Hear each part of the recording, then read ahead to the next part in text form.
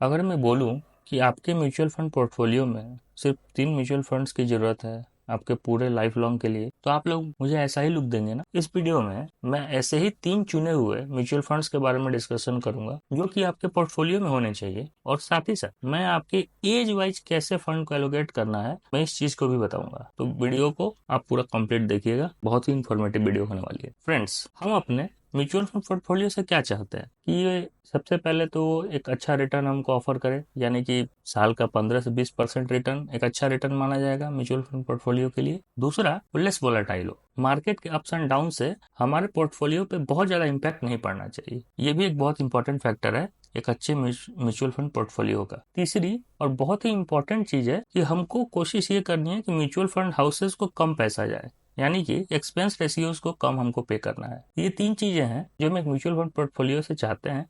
जैसा कि हमारे रिलायबल जीतू भैया हैं पंचायत सीरीज के, एक लिए वैसे ही। लेकिन हमको जो हमारा म्यूचुअल फंड पोर्टफोलियो मिलता है वो इस बनराकस की तरह मिल जाता है। यानी कि एक तो हम अपने पोर्टफोलियो में बहुत सारे म्यूचुअल फंड्स को खरीद लेते हैं। कुछ कुछ लोगों के मैंने पोर्टफोलियो देखे हैं, उसमें 10-12 म्यूचुअल फंड्स हैं। अब भाई आप लोग क्या कर रहे हैं? मतलब ओवरलैपिंग के कोई लिमिट नहीं रहता है उसमें। ओवरलैपिंग क्या होती है, आप अपने म्यूचुअल फंड्स को अगर डिटेल में खोल के देखेंगे वो म्यूचुअल फंड किन किन स्टॉक्स में आपका पैसा लगा रहा है, ऐसे स्टॉक्स जो दोनों में कॉमन है वो ओवरलैपिंग, इसी चीज की पहचान को ओवरलैपिंग बोलते हैं। ठीक है, तो अगर आप डेफिनेटली अगर आप 10-12 म्यूचुअल फंड लेके बैठे हैं, इनफैक्ट आप 5 या 6 म्यूचुअल फंड भी रखे हुए हैं, तो आपको ओवरलैपिंग की समस्या देखने को मिलेगी। तीसरी जो चीज है, 10-12 म्यूचुअल फंड के लिए उनकी फीस भी पे करने हैं एक्सपेंस रेशियो के रूप में, तो भाई हम म्यूचुअल फंड को बहुत सारा पैसा दे जाते हैं। और आप इमेजिन कीजिए कि अगर आप यही पैसा 10 साल 12 साल 15 साल तक लगातार दे रहे हैं, तो कितना बड़ा अमाउंट म्यूचुअल फंड हाउसेज आपसे ले लेते हैं। और आपको ये बात भी ध्यान रखनी है कि आपको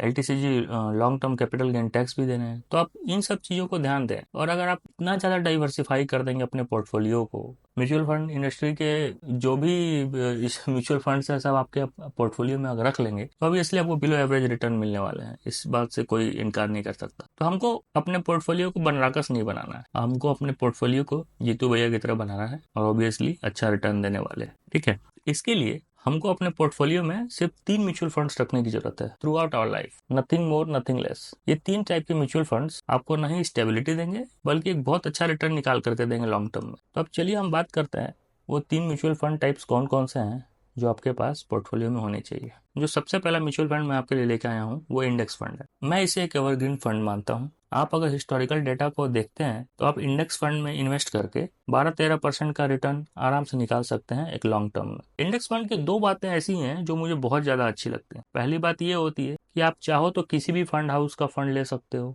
इसमें कोई एनालिसिस पैरालिसिस का टेंशन नहीं है कि ये फंड हाउस का इंडेक्स फंड अच्छा है या इस फंड हाउस का इंडेक्स फंड अच्छा है सर। और दूसरी जो चीज होती है कि आपका लाइट ऑन पॉकेट है, यानी कि आप किसी भी म्यूचुअल फंड हाउस का इंडेक्स फंड लेंगे उनका एक्सपेंस रेशियो रिलेटिवली बहुत कम होता है बाकी कैटेगरीज के इंडेक्स जो म्यूचुअल फंड्स हैं उनके कंपैरिजन में। 0.5% 0.65% के आसपास रहता है। बहुत ज्यादा इस चीज को वरी नहीं कर सकते, एक्सपेंस रेशियो बहुत हाई है। तो आप किसी भी फंड हाउस का फंड ले सकते हैं इंडेक्स फंड, बट आप अगर आप चूज करने का अपना क्राइटेरिया कोई बनाना चाहते हैं तो आप एक्सपेंस रेशियो को बना सकते हैं, यानी कि जिसका सबसे कम एक्सपेंस रेशियो आप वो इंडेक्स फंड उठा सकते हैं। और आप इस इंडेक्स फंड में अब 10 से 12% का एवरेज रिटर्न एक्सपेक्ट कर सकते हैं लॉन्ग टर्म में, बोल रहा हूँ मैं 8-10 साल 20 साल 25 साल, क्योंकि हिस्टोरिकल एवरेज आप देखेंगे तो इसी के आसपास कुछ बनता है। नेक्स्ट मैं डिस्कस करना चाहता हूँ स्मॉल कैप फंड के बारे में। यहाँ पे मैं आपको क्वेश्चन कर देना चाहता हूँ कि इसमें वाइज एलोकेशन जो है आपका फंड का बहुत जरूरी है। एलोकेशन ऑफ फंड्स की मैं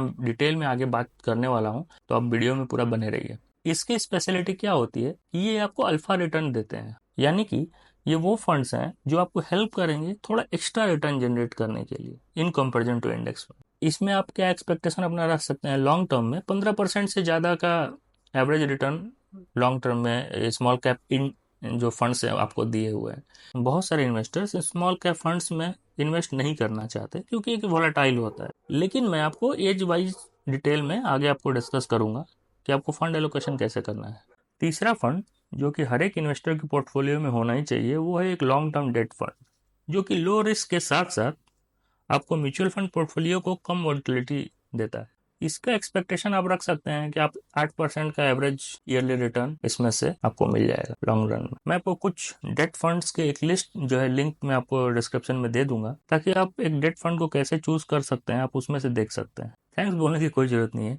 अगर आप इस चैनल में नए हैं तो यार बस सब्सक्राइब कर, ताकि इस नॉइज भरे यूट्यूब की दुनिया में काम की इन्फॉर्मेशन आपको मिलती रहे। चलिए हम अब एलोकेशन को समझते हैं, यानी कि आपकी क्या उम्र है और उसके अकॉर्डिंग आपको कितना पैसा किस म्यूचुअल फंड में डालना चाहिए, इस चीज को हम समझेंगे। क्योंकि भाई फंड एलोकेशन जो होता है की ऑफ सक्सेस है एक्चुअल में इन म्यूचुअल फंड इंडस्ट्री। ठीक है, अगर आप 20 से 35 उम्र के नौजवान हैं कि आपको अपने 45% जो इन्वेस्टमेंट्स है म्यूचुअल फंड का, आपका जो पोर्टफोलियो है उसमें से जो 45% इन्वेस्टमेंट है वो आपको इंडेक्स फंड में डालना है, 45% जो है स्मॉल कैप में डालना है, और 10% की इन्वेस्टमेंट आपको डेट फंड में करनी है। ये जो पोर्टफोलियो एलोकेशन है समय के साथ बदलेगा। नेक्स्ट आते हैं 35 से 45 साल के वो जवान लोग जो कि अब उम्र के मिडिल टाइम में आ चुके हैं, उनकी थोड़ी थोड़ी जिम्मेवारियां बढ़ने शुरू हो जाती हैं, तो आपको थोड़ा उसी के अकॉर्डिंग अपने म्यूचुअल फंड पोर्टफोलियो को ट्वीक करना होगा। 45% इंडेक्स फंड में था, अब उसको बढ़ा करके 50% कर सकते हैं। इससे क्या होगा कि आपका म्यूचुअल फंड पोर्टफोलियो अब थोड़ा ज़्यादा मैच्योर होगा और उसमें और कम वॉलेटिलिटी का इम्पैक्ट आएगा।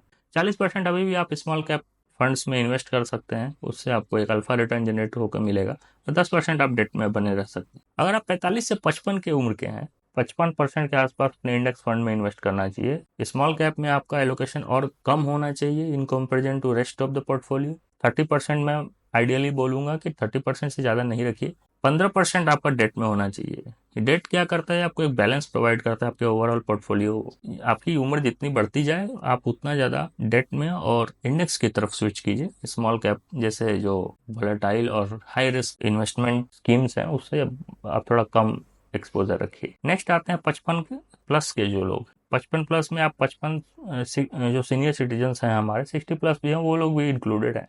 तो जो 55 प्लस के लोग हैं वो 50 और 45% के आसपास ही इंडेक्स फंड में रखें। एक्सपोजर है वो डेट की तरफ ज़्यादा बढ़ना चाहिए, क्योंकि म्यूचुअल फंड ओवरऑल थोड़े रिस्की बिजनेसेस हैं। ठीक है, तो आप अगर डेट की तरफ जाएंगे तो मॉडरेट या लो रिस्क अपॉर्चुनिटीज आपको मिल सकती हैं। नो स्मॉल कैप मैं स्ट्रिक्टली मना करता हूँ। जो लोग 55 प्लस हैं आपको स्मॉल कैप में कोई एक्सपोजर नहीं होना चाहिए। आपका एक्सपोजर है तो मैं काइंडली आपसे निवेदन करता हूँ कि अभी भी आपके पास बहुत अच्छा अपॉर्चुनिटी है, आप स्मॉल कैप से बाहर होकर के डेट और इंडेक्स फंड में आप इन्वेस्ट कीजिए। वो आपके लिए लॉन्ग टर्म में बहुत अच्छा एक रिटर्न 10 साल में बना करके आपको दे सकता है, जो आपके रिटायरमेंट जरूरतों को पूरा करने में हेल्प करेगा।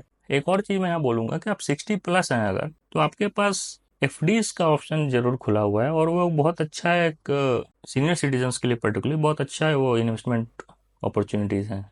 आप मुझे इस वीडियो के कमेंट सेक्शन में ये बताइए कि आप किस एज ग्रुप में बिलोंग करते हैं और आप कितने म्यूचुअल फंड्स में आपने इन्वेस्टमेंट कर रखा है। ये मेरा चैनल है और उम्मीद है कि आपको ये वीडियो आपके काम की रही होगी यार। आपको ये वीडियो अगर पसंद आई हो तो एक लाइक कर दो यार, और सब्सक्राइब करना मत भूलना। इस वीडियो में यार इतना ही। Thank you.